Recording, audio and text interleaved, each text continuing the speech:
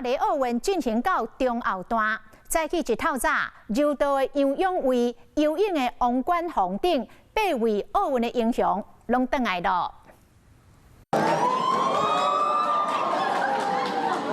奥运英雄回来啊！早起游泳、柔道、田径、击剑、要射击代表队总共8位选手先回来台湾。台湾蝶王王冠宏真亲切，马上今仔是热情的接机送上祝福。伊的亲人今仔是准备花来接伊。我觉得自己的成绩，然后对自己的要求会希望可以更好。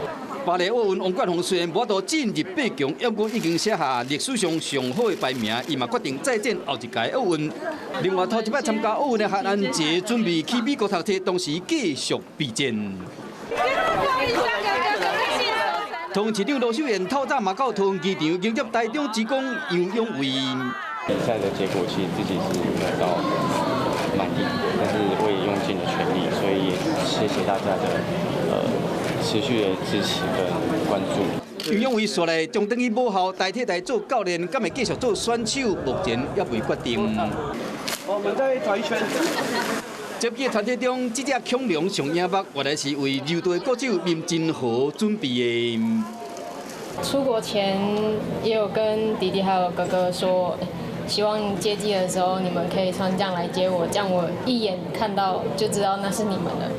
那讲到第3摆参加奥运的射击国手杨坤斌，连续2届拢差1分，未当参加决赛。就算是安尼，伊讲伊愿得到真济宝贵的经验。